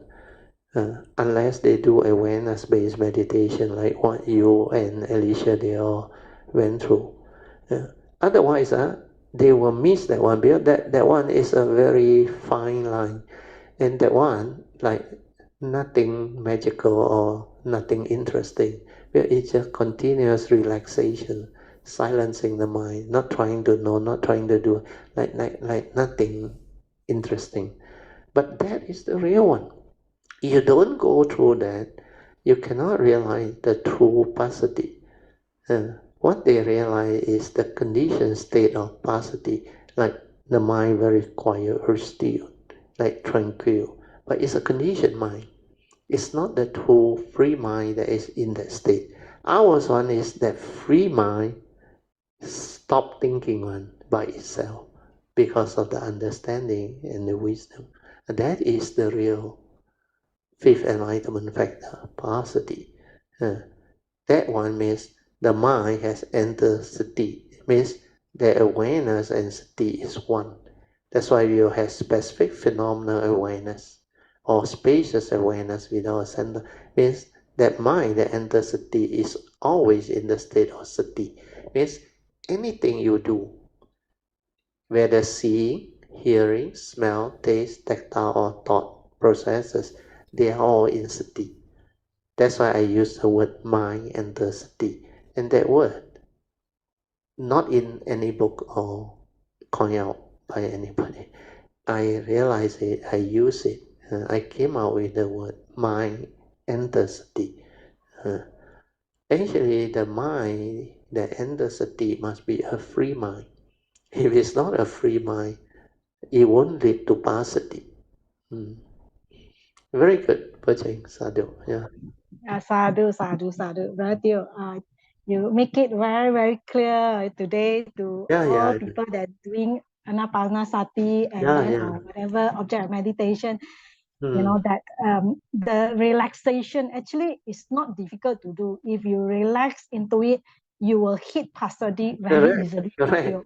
You Yeah. must have So the understanding to be patient, not to think, not to do, because awareness-based meditation, no thought involved.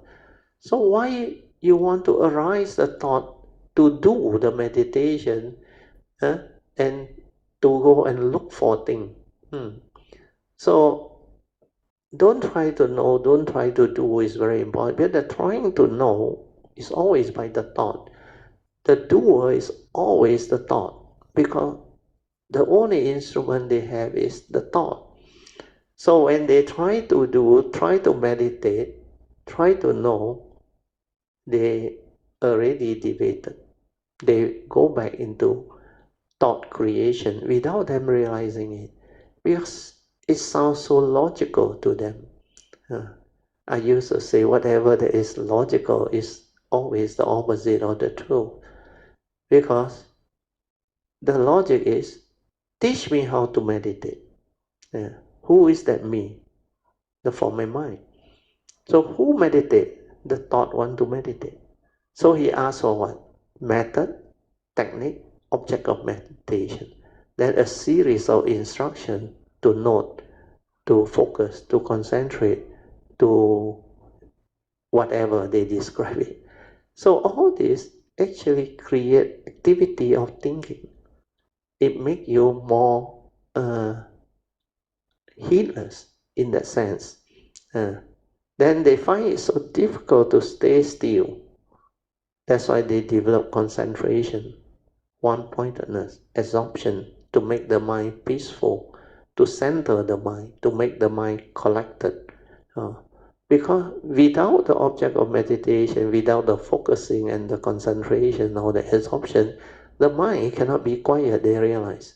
That's why they keep on coming out in method and technique and object of meditation to focus the mind, to create the one-pointedness samadhi or energy field, not realizing that this one is a deviation from the awareness-based meditation. To realize this is very difficult. Well, most people don't go through the awareness one, and they don't know what that capacity is, that free mind is.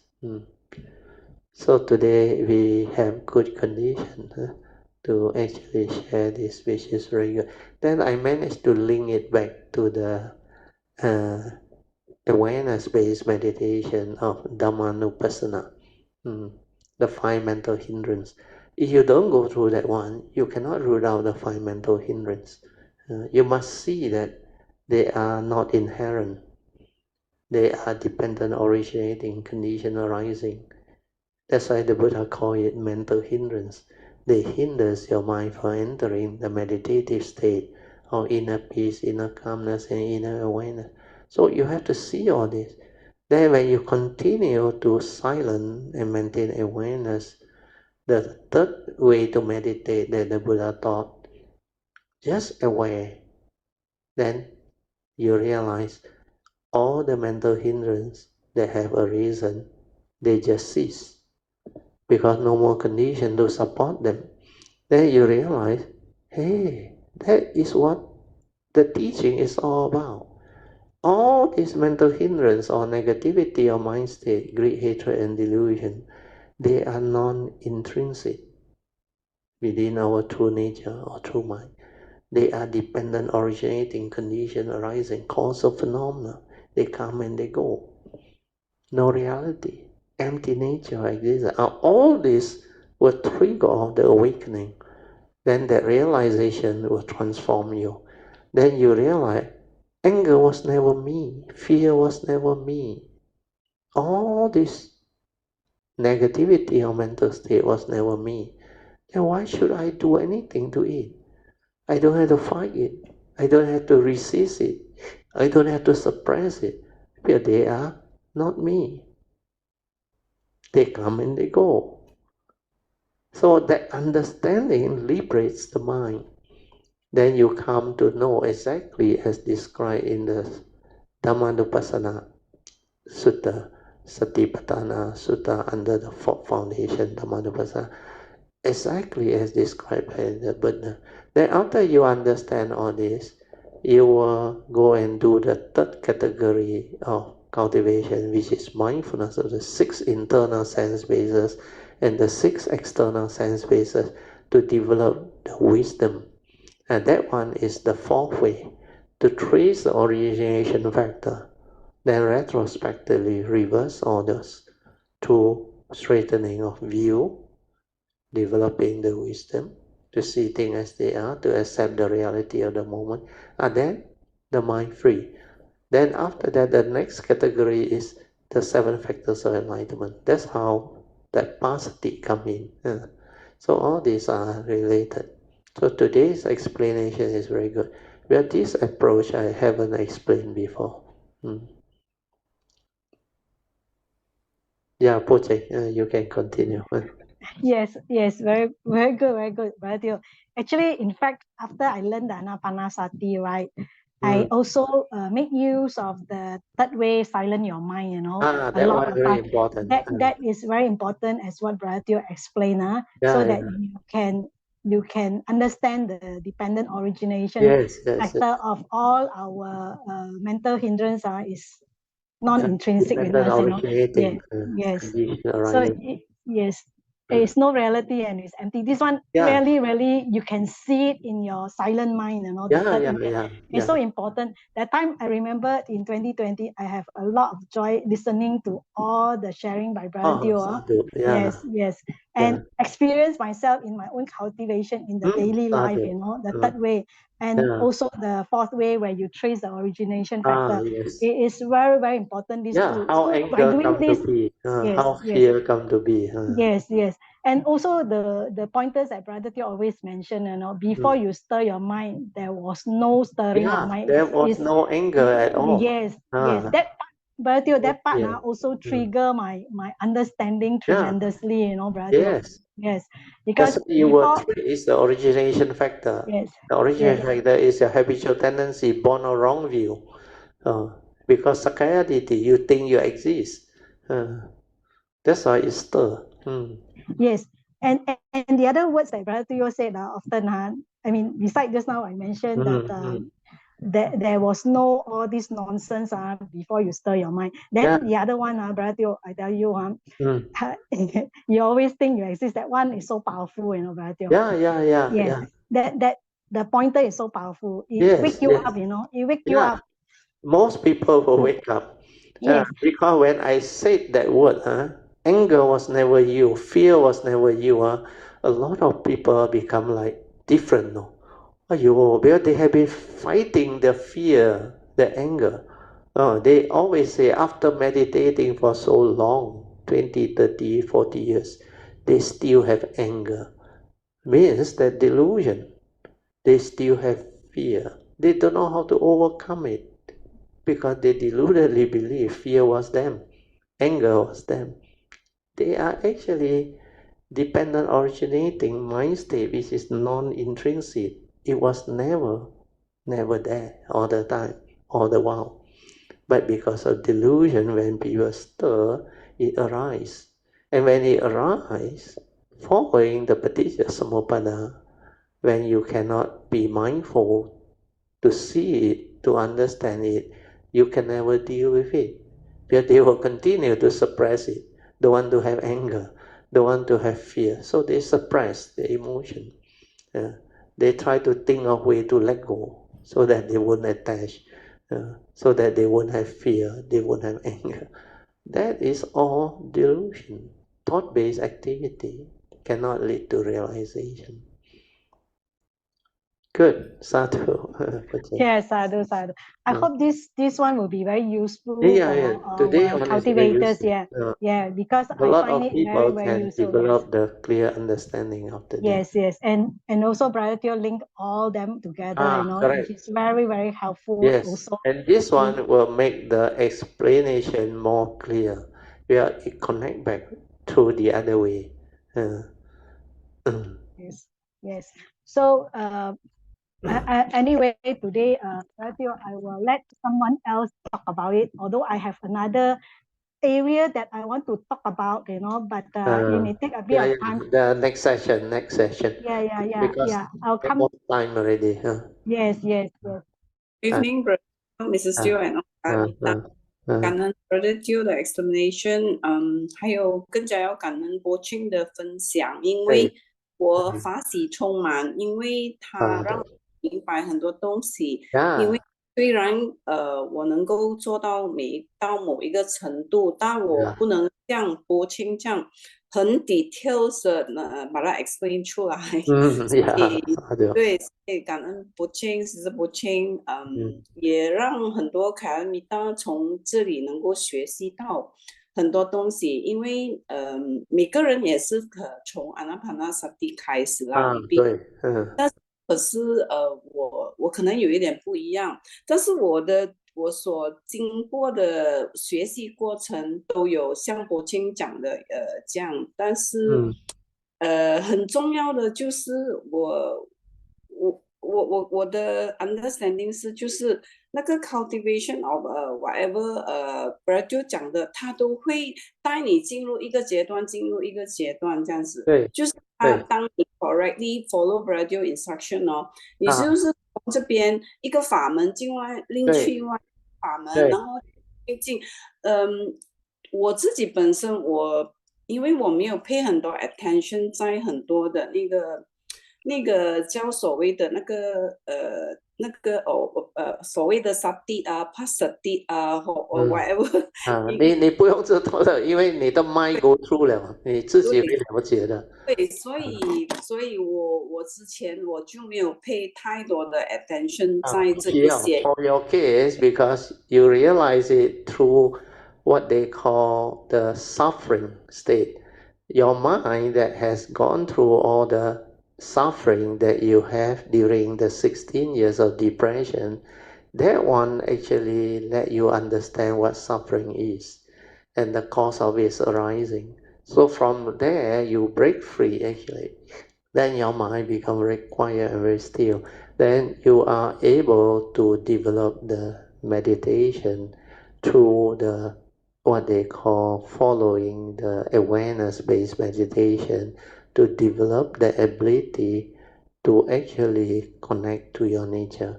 And the other thing that helps you also your affinity with the great beings because of your chanting, your affinity, the Songqing, everything, the Mahayana approach. Then you read out based on Mahayana teachings because your Mandarin is, you are more stable and more adept to using Mandarin as the base of instruction for you to develop understanding because you are mainly Chinese educated. So all this actually give rise to the causes and condition to transform you. That's why, like you say, your approach different, but ultimately you can also have the understanding because you don't have to explain all this based on the anapanasati approach. Where your approach is actually another unique way, which is very good. Where you approach it through a different condition from your past and also the present, then the affinity that lead to all this. That's why the Dhamma is very amazing, wonderful, and beautiful, is because everyone is different, every condition is different, every cultivator is different. So whatever that arises, ultimately the understanding is always the same. Each and every of the cultivator who did it accordingly and develop the understanding, they can understand how all the different cultivators develop the understanding, and it may come from different approaches and way of doing things. But ultimately, the realization follow the same arising of wisdom and understanding. So all these are very beautiful. Sadhu, Alicia. 感恩 Brother Teo 今天是真的是特别的，特别好，今天都很 clear。我在听 Radio Explain 的时候，我一直在放那个 time up，因为真的很好，今天的都很感谢Sis Poh Cheng能够带出来，也感恩大家的分享。然后 especially 要感恩 brother 就把它拎去那个 for foundation。for foundation。so 我就 end 我的 sharing 这里，感恩 brother。可以，沙丢。因为6:03了，04了，沙丢。Let us rejoice with a good sharing today. 沙丢，沙丢，沙丢。Okay, let us share merit, transfer merit. Then we will end the whole session. Akasata Chilbumata Devanaga Mahindika Punyang Tang Anumoditwa Chirang Rakantu Loka Sasana Etta Otta Chamehi Sampadan Punya Sampadan Sabbe Deva Anumodantu Sabba Sampati Siddhya Idang me nyatidang hotu sukita hontu nyatayo. Idang me nyatidang hotu sukita hontu nyatayo. Idang me nyatidang hotu sukita hontu nyatayo. Devo satakalena sasa sampati hetu cha fito bhavatu loko cha Raja Bhavatu Dhammiko Imina Punyang Kamena Mame Bala Samagamo Satang Samagamo Hotu Yawa Nivana Patiya Sadhu Sadhu Sadhu. Okay, let us pay respect mindfully to Lord Buddha, Kuan Yin Bodhisattva, and all the worthy ones. Then we shall end the whole session. Thank you. Sadhu.